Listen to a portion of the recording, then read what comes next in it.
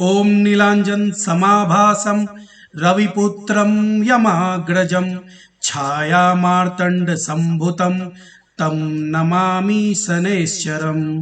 ॐ नीलाञ्जन समाभासं रविपुत्रं यमाग्रजं छायामार्तण्ड सम्भुतं तं नमामि शनैश्चरम्। ॐ नीलाञ्जन समाभासं रविपुत्रं यमाग्रजं छायामार्तण्ड सम्भुतं तं नमामि शनैश्चरम्।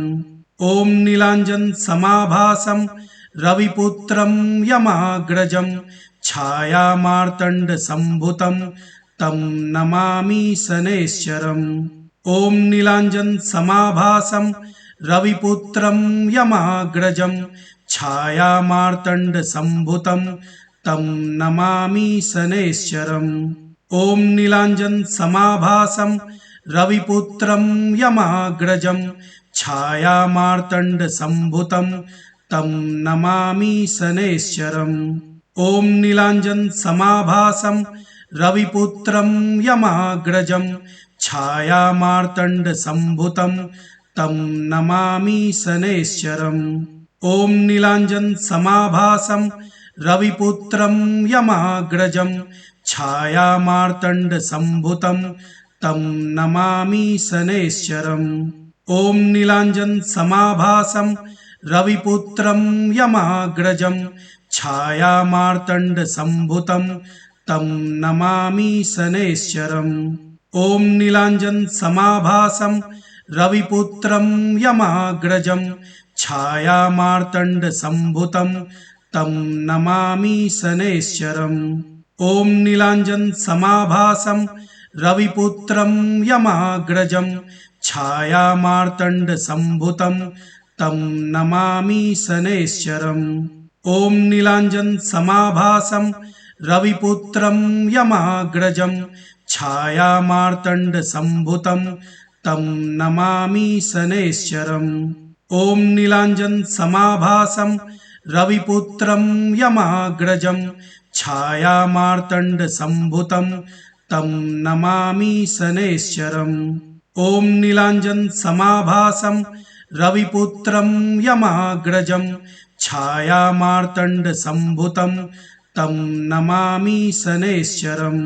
ॐ नीलाञ्जन समाभासं रविपुत्रं यमाग्रजं छायामार्तण्ड सम्भुतं तं नमामि शनैश्चरम्।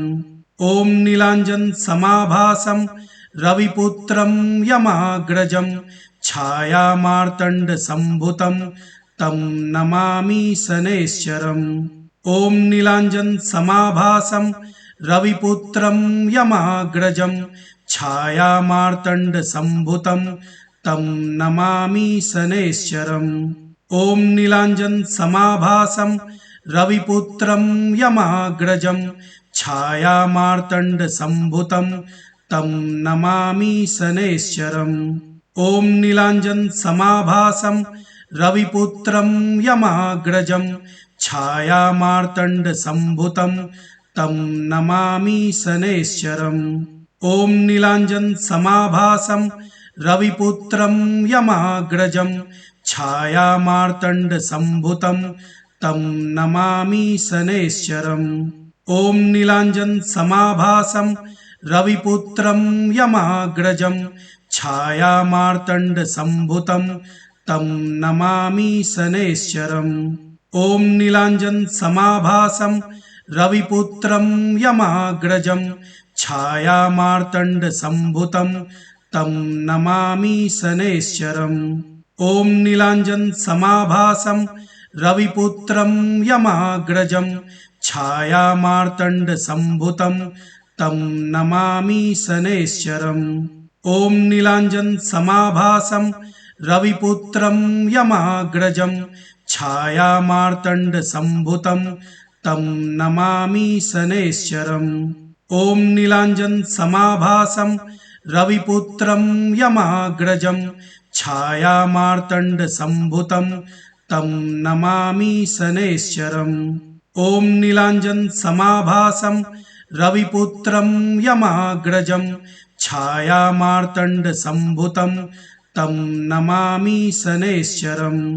ॐ नीलाञ्जनसमाभासं रविपुत्रं यमाग्रजं छायामार्तण्डसम्भुतं तं नमामि शनैश्चरम्।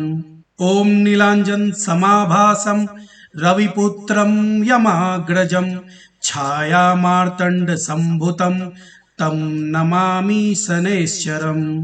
ॐ नीलाञ्जनसमाभासं रविपुत्रं यमाग्रजं छायामार्तण्डसम्भुतं तं नमामि शनैश्चरम्। ॐ नीलाञ्जनसमाभासं रविपुत्रं यमाग्रजं छायामार्तण्डसम्भुतं तं नमामि शनैश्चरम्। ॐ नीलाञ्जनसमाभासं रविपुत्रं यमाग्रजं छायामार्तण्डसम्भुतं तं नमामि शनैश्चरम्। ॐ नीलाञ्जनसमाभासं रविपुत्रं यमाग्रजं छायामार्तण्डसम्भुतं तं नमामि शनैश्चरम्। ॐ नीलाञ्जनसमाभासं रविपुत्रं यमाग्रजं छायामार्तण्डसम्भुतं तं नमामि शनैश्चरम्। ॐ नीलाञ्जनसमाभासं रविपुत्रं यमाग्रजं छायामार्तण्डसम्भुतं तं नमामि शनैश्चरम्। ॐ नीलाञ्जनसमाभासं रविपुत्रं यमाग्रजं छायामार्तण्डसम्भुतं तं नमामि शनैश्चरम्। ॐ नीलाञ्जनसमाभासं रविपुत्रं यमाग्रजं छायामार्तण्डसम्भुतं तं नमामि शनैश्चरम्। ॐ नीलाञ्जनसमाभासं रविपुत्रं यमाग्रजं छायामार्तण्डसम्भुतं तं नमामि शनैश्चरम्। ॐ नीलाञ्जनसमाभासं रविपुत्रं यमाग्रजं छायामार्तण्डसम्भुतं तं नमामि शनैश्चरम्। ॐ नीलाञ्जनसमाभासं रविपुत्रं यमाग्रजं छायामार्तण्डसम्भुतं तं नमामि शनैश्चरम्। ॐ नीलाञ्जनसमाभासं रविपुत्रं यमाग्रजं छायामार्तण्डसम्भुतं तं नमामि शनैश्चरम्। ॐ नीलाञ्जनसमाभासं रविपुत्रं यमाग्रजं छायामार्तण्डसम्भुतं तं नमामि शनैश्चरम्। ॐ नीलाञ्जनसमाभासं रविपुत्रं यमाग्रजं छायामार्तण्डसम्भुतं तं नमामि शनैश्चरम्। ॐ नीलाञ्जनसमाभासं रविपुत्रं यमाग्रजं छायामार्तण्डसम्भुतं तं नमामि शनैश्चरम्। ॐ नीलाञ्जनसमाभासं रविपुत्रं यमाग्रजं छायामार्तण्डसम्भुतं तं नमामि शनैश्चरम्। ॐ नीलाञ्जनसमाभासं रविपुत्रं यमाग्रजं छायामार्तण्डसम्भुतं तं नमामि शनैश्चरम्। ॐ नीलाञ्जनसमाभासं रविपुत्रं यमाग्रजं छायामार्तण्डसम्भुतं तं नमामि शनैश्चरम्। ॐ नीलाञ्जनसमाभासं रविपुत्रं यमाग्रजं छायामार्तण्डसम्भुतं तं नमामि शनैश्चरम्। ॐ नीलाञ्जनसमाभासं रविपुत्रं यमाग्रजं छायामार्तण्डसम्भुतं तं नमामि शनैश्चरम्। ॐ नीलाञ्जनसमाभासं रविपुत्रं यमाग्रजं छायामार्तण्डसम्भुतं तं नमामि शनैश्चरम्। ॐ नीलाञ्जनसमाभासं रविपुत्रं यमाग्रजं छायामार्तण्डसम्भुतं तं नमामि शनैश्चरम्। ॐ नीलाञ्जनसमाभासं रविपुत्रं यमाग्रजं छायामार्तण्डसम्भुतं तं नमामि शनैश्चरम्। ॐ नीलाञ्जनसमाभासं रविपुत्रं यमाग्रजं छायामार्तण्डसम्भुतं तं नमामि शनैश्चरम्। ॐ नीलाञ्जनसमाभासं रविपुत्रं यमाग्रजं छायामार्तण्डसम्भुतं तं नमामि शनैश्चरम्। ॐ नीलाञ्जनसमाभासं रविपुत्रं यमाग्रजं छायामार्तण्डसम्भुतं तं नमामि शनैश्चरम्। ॐ नीलाञ्जनसमाभासं रविपुत्रं यमाग्रजं छायामार्तण्डसम्भुतं तं नमामि शनैश्चरम्। ॐ नीलाञ्जनसमाभासं रविपुत्रं यमाग्रजं छायामार्तण्डसम्भुतं तं नमामि शनैश्चरम्। ॐ नीलाञ्जनसमाभासं रविपुत्रं यमाग्रजं छायामार्तण्डसम्भुतं तं नमामि शनैश्चरम्। ॐ नीलाञ्जनसमाभासं रविपुत्रं यमाग्रजं छायामार्तण्डसम्भुतं तं नमामि शनैश्चरम्। ॐ नीलाञ्जनसमाभासं रविपुत्रं यमाग्रजं छायामार्तण्डसम्भुतं तं नमामि शनैश्चरम्। ॐ नीलाञ्जनसमाभासं रविपुत्रं यमाग्रजं छायामार्तण्डसम्भुतं तं नमामि शनैश्चरम्। ॐ नीलाञ्जनसमाभासं रविपुत्रं यमाग्रजं छायामार्तण्डसम्भुतं तं नमामि शनैश्चरम्। ॐ नीलाञ्जनसमाभासं रविपुत्रं यमाग्रजं छायामार्तण्डसम्भुतं तं नमामि शनैश्चरम्। ॐ नीलाञ्जनसमाभासं रविपुत्रं यमाग्रजं छायामार्तण्डसम्भुतं तं नमामि शनैश्चरम्। ॐ नीलाञ्जनसमाभासं रविपुत्रं यमाग्रजं छायामार्तण्डसम्भुतं तं नमामि शनैश्चरम्। ॐ नीलाञ्जनसमाभासं रविपुत्रं यमाग्रजं छायामार्तण्डसम्भुतं तं नमामि शनैश्चरम्। ॐ नीलाञ्जनसमाभासं रविपुत्रं यमाग्रजं छायामार्तण्डसम्भुतं तं नमामि शनैश्चरम्। ॐ नीलाञ्जनसमाभासं रविपुत्रं यमाग्रजं छायामार्तण्डसम्भुतं तं नमामि शनैश्चरम्। ॐ नीलाञ्जनसमाभासं रविपुत्रं यमाग्रजं छायामार्तण्डसम्भुतं तं नमामि शनैश्चरम्। ॐ नीलाञ्जनसमाभासं रविपुत्रं यमाग्रजं छायामार्तण्डसम्भुतं तं नमामि शनैश्चरम्। ॐ नीलाञ्जनसमाभासं रविपुत्रं यमाग्रजं छायामार्तण्डसम्भुतं तं नमामि शनैश्चरम्। ॐ नीलाञ्जनसमाभासं रविपुत्रं यमाग्रजं छायामार्तण्डसम्भुतं तं नमामि शनैश्चरम्। ॐ नीलाञ्जनसमाभासं रविपुत्रं यमाग्रजं छायामार्तण्डसम्भुतं तं नमामि शनैश्चरम्। ॐ नीलाञ्जनसमाभासं रविपुत्रं यमाग्रजं छायामार्तण्डसम्भुतं तं नमामि शनैश्चरम्। ॐ नीलाञ्जनसमाभासं रविपुत्रं यमाग्रजं छायामार्तण्डसम्भुतं तं नमामि शनैश्चरम्। ॐ नीलाञ्जनसमाभासं रविपुत्रं यमाग्रजं छायामार्तण्डसम्भुतं तं नमामि शनैश्चरम्। ॐ नीलाञ्जनसमाभासं रविपुत्रं यमाग्रजं छायामार्तण्डसम्भुतं तं नमामि शनैश्चरम्। ॐ नीलाञ्जनसमाभासं रविपुत्रं यमाग्रजं छायामार्तण्डसम्भुतं तं नमामि शनैश्चरम्।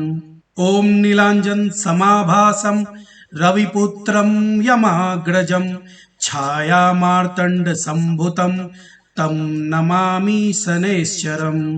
ॐ नीलाञ्जनसमाभासं रविपुत्रं यमाग्रजं छायामार्तण्डसम्भुतं तं नमामि शनैश्चरम्। ॐ नीलाञ्जनसमाभासं रविपुत्रं यमाग्रजं छायामार्तण्डसम्भुतं तं नमामि शनैश्चरम्। ॐ नीलाञ्जनसमाभासं रविपुत्रं यमाग्रजं छायामार्तण्डसम्भुतं तं नमामि शनैश्चरम्। ॐ नीलाञ्जनसमाभासं रविपुत्रं यमाग्रजं छायामार्तण्डसम्भुतं तं नमामि शनैश्चरम्। ॐ नीलाञ्जनसमाभासं रविपुत्रं यमाग्रजं छायामार्तण्डसम्भुतं तं नमामि शनैश्चरम्।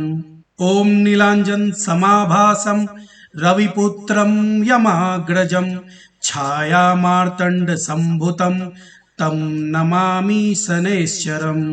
ॐ नीलाञ्जनसमाभासं रविपुत्रं यमाग्रजं छायामार्तण्डसम्भुतं तं नमामि शनैश्चरम्।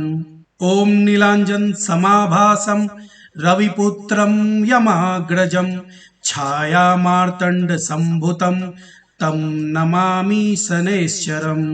ॐ नीलाञ्जनसमाभासं रविपुत्रं यमाग्रजं छायामार्तण्डसम्भुतं तं नमामि शनैश्चरम्। ॐ नीलाञ्जनसमाभासं रविपुत्रं यमाग्रजं छायामार्तण्डसम्भुतं तं नमामि शनैश्चरम्। ॐ नीलाञ्जनसमाभासं रविपुत्रं यमाग्रजं छायामार्तण्डसम्भुतं तं नमामि शनैश्चरम्। ॐ नीलाञ्जनसमाभासं रविपुत्रं यमाग्रजं छायामार्तण्डसम्भुतं तं नमामि शनैश्चरम्।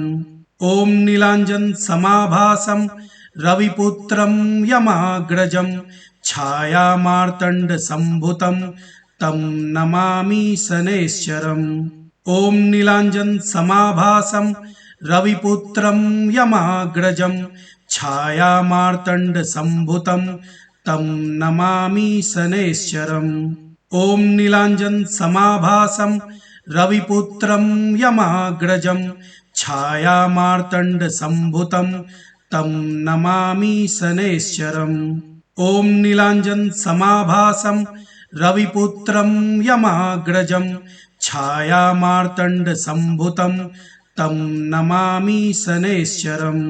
ॐ नीलाञ्जनसमाभासं रविपुत्रं यमाग्रजं छायामार्तण्डसम्भुतं तं नमामि शनैश्चरम्। ॐ नीलाञ्जनसमाभासं रविपुत्रं यमाग्रजं छायामार्तण्डसम्भुतं तं नमामि शनैश्चरम्। ॐ नीलाञ्जनसमाभासं रविपुत्रं यमाग्रजं छायामार्तण्डसम्भुतं तं नमामि शनैश्चरम्। ॐ नीलाञ्जनसमाभासं रविपुत्रं यमाग्रजं छायामार्तण्डसम्भुतं तं नमामि शनैश्चरम्। ॐ नीलाञ्जनसमाभासं रविपुत्रं यमाग्रजं छायामार्तण्डसम्भुतं तं नमामि शनैश्चरम्। ॐ नीलाञ्जनसमाभासं रविपुत्रं यमाग्रजं छायामार्तण्डसम्भुतं तं नमामि शनैश्चरम्। ॐ नीलाञ्जनसमाभासं रविपुत्रं यमाग्रजं छायामार्तण्डसम्भुतं तं नमामि शनैश्चरम्। ॐ नीलाञ्जनसमाभासं रविपुत्रं यमाग्रजं छायामार्तण्डसम्भुतं तं नमामि शनैश्चरम्। ॐ नीलाञ्जनसमाभासं रविपुत्रं यमाग्रजं छायामार्तण्डसम्भुतं तं नमामि शनैश्चरम्। ॐ नीलाञ्जनसमाभासं रविपुत्रं यमाग्रजं छायामार्तण्डसम्भुतं तं नमामि शनैश्चरम्। ॐ नीलाञ्जनसमाभासं रविपुत्रं यमाग्रजं छायामार्तण्डसम्भुतं तं नमामि शनैश्चरम्। ॐ नीलाञ्जनसमाभासं रविपुत्रं यमाग्रजं छायामार्तण्डसम्भुतं तं नमामि शनैश्चरम्। ॐ नीलाञ्जनसमाभासं रविपुत्रं यमाग्रजं छायामार्तण्डसम्भुतं तं नमामि शनैश्चरम्। ॐ नीलाञ्जनसमाभासं रविपुत्रं यमाग्रजं छायामार्तण्डसम्भुतं तं नमामि शनैश्चरम्। ॐ नीलाञ्जनसमाभासं रविपुत्रं यमाग्रजं छायामार्तण्डसम्भुतं तं नमामि शनैश्चरम्। ॐ नीलाञ्जनसमाभासं रविपुत्रं यमाग्रजं छायामार्तण्डसम्भुतं तं नमामि शनैश्चरम्। ॐ नीलाञ्जनसमाभासं रविपुत्रं यमाग्रजं छायामार्तण्डसम्भुतं तं नमामि शनैश्चरम्।